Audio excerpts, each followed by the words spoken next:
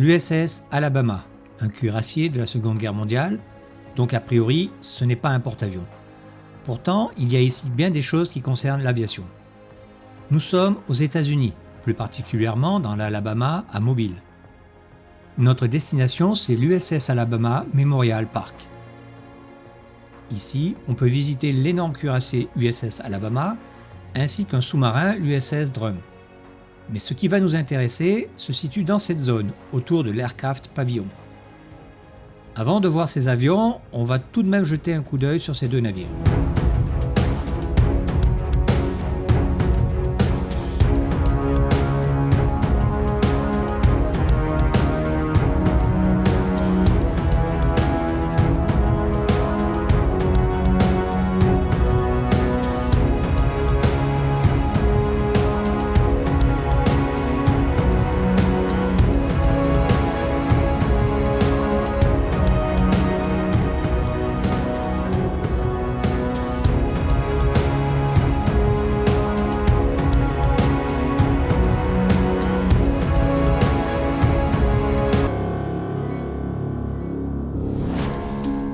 Dès l'arrivée sur le parking, on est accueilli par un B-52.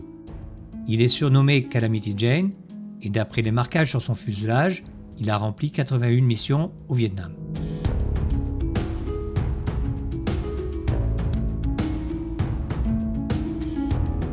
Nous sommes maintenant dans le pavillon aviation, où se trouve un premier groupe d'avions. Ce P-51D Mustang est peint aux couleurs de celui du capitaine Léon Roberts, surnommé le Dérailleur. Il fut le premier Afro-Américain engagé dans un combat aérien et à obtenir une victoire en janvier 1944 en abattant un Focke-Wulf 190 au-dessus de l'Italie. Il décédera quelques mois plus tard, en juillet 1944, suite à un accident lors d'un vol d'entraînement. Et il était originaire d'Alabama. Ce AD-4N Skyraider a d'abord servi pendant la guerre de Corée. Puis il a eu ensuite un parcours peu classique, puisqu'il a été vendu à l'armée de l'air française avant de revenir illégalement aux USA et terminer son parcours ici. Le A-6 Intruder est un avion d'attaque au sol. Celui-ci est celui du commandant Jeremiah Denton, qui fut prisonnier des Nord-Vietnamiens durant 8 ans où il fut torturé. Une fois libéré, il devint sénateur de l'Alabama. Il fut à l'origine d'une loi qui autorisait l'usage des transports militaires pour livrer de l'aide humanitaire partout dans le monde. Au fond du hangar, deux classiques des musées américains, un F-86 Sabre et un A-4C Skywalk.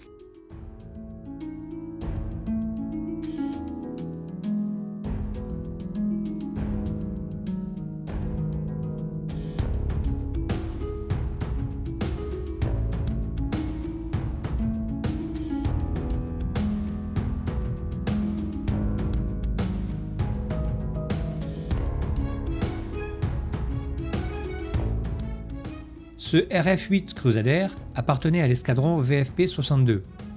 Il était chargé des reconnaissances photographiques à basse altitude lors de la crise des missiles de Cuba en octobre 1962. En s'approchant, on remarque un étrange dessin au bas du fuselage. Les pilotes lui ont donné le nom de Castro et les poulets morts. C'était en référence à une visite de Castro à New York en 1960, au cours de laquelle, de peur d'être empoisonné, il avait demandé 2 poulets vivants pour qu'ils soient tués et cuisinés devant lui. Après chaque mission au-dessus de Cuba, un poulet mort était rajouté. Les reconnaissances à très basse altitude étaient assez périlleuses, mais nécessaires pour ramener ce genre de photos. Pour les cinéphiles, une mission de cet escadron peut être vue dans le film 13 jours, qui relate les 13 jours de la crise des missiles de Cuba. Voici un F-105B Thunder Chief.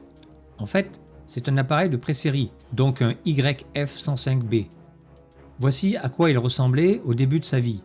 Puis il fut envoyé au Vietnam où il reçut le surnom de Dragon Wagon. Comme le montrent les 2 étoiles rouges, son pilote a abattu 2 avions. Juste à côté du F-105, il y a cet alignement de 4 avions. Ce qui est remarquable ici, ce n'est pas chacun d'eux individuellement, mais la série qu'ils composent. Au fond, on voit un F-14 Tomcat, puis un F-15 Eagle, puis un F-16 Fighting Falcon, et enfin un YF-17 Cobra. C'est lui qui rend cette série unique, parce qu'il est un des deux prototypes de cet avion qui n'a jamais été construit en série, parce qu'en 1975, l'US Air Force lui a préféré le F-16. L'autre prototype est au Western Museum of Flight en Californie. Mais comme là-bas, il n'y a pas de F-14, F-15 et F-16 à ses côtés, c'est donc ici le seul endroit au monde où il est possible de voir cette série 14, 15, 16 et 17. Bien que rejeté par l'US Air Force, l'US Navy s'intéressa à lui et c'est ainsi qu'il devint le F-18. D'ailleurs, pour compléter la série, dans le bâtiment principal, il y a aussi un F-18A Hornet. Bien qu'il ne soit pas dans l'alignement, c'est uniquement ici qu'on peut voir en une seule fois la série du F-14 au F-18. De plus près, il y a des choses à voir autour de cet avion. Si on s'approche un peu, on voit ici le dessin d'un cobra. Et sous le cockpit, le nom Hank Shuto, qui était le pilote d'essai en chef chez Northrop. Ce qui rend la silhouette du YF-17 si particulière, c'est l'extension du bord d'attaque de l'aile. Cette forme permettait à l'avion de voler à de forts angles d'incidence, ce qui avait une répercussion sur les dérives qui ont dû être inclinées pour compenser les turbulences générées par ces phases de vol. L'avion était équipé de 2 réacteurs qui lui délivraient un rapport poussée-poids supérieur à 1, lui permettant des ascensions rapides, par exemple, mais aussi à la fois d'atteindre Mach 2 et ralentir jusqu'à environ 40 km/h grâce à son aérodynamique et sous forte incidence. Les bords d'attaque des ailes étaient équipés de volets qui permettaient aussi d'augmenter la manœuvrabilité de l'appareil. À l'époque, seul le F-16 était équipé de ce dispositif. Malgré tout, ces qualités ne suffirent pas à supplanter le F-16, en tout cas aux yeux de l'US Air Force, qui préféra un monoréacteur, mais qui avait l'avantage d'être identique à ceux déjà utilisés sur le F-15. Ce F-15 appartenait au 58e Fighter Squadron surnommé Mighty Gorilla, et celui-ci se vantait d'être le number one. Comme le montrent ces 2 étoiles, son pilote était crédité de 2 MiG-21 abattus. Le célèbre F-14 Tomcat était pour la marine américaine l'équivalent du F-15. La crosse d'appontage témoigne bien que cet avion était un marin. Ce Tomcat appartenait au VF-31, un des 2 escadrons les plus anciens de la Navy, dont la mascotte était Félix le chat. Pour finir cette visite, voici un avion bien particulier. Et non, il ne s'agit pas d'un SR-71. Cet avion est monoplace, et si vous avez regardé la vidéo sur le musée de l'US Air Force de Dayton, vous devez savoir que c'est donc un A-12 Oxcart. Il en reste 8 qui sont visibles dans divers musées aux USA.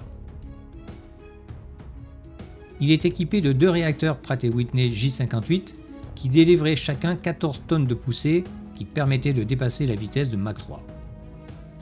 Ce réacteur était énorme, presque aussi gros qu'un F-18, comme le montre cette image du F-18 qui se trouve dans le hangar. Et c'est sur ce A-12 que se termine la visite.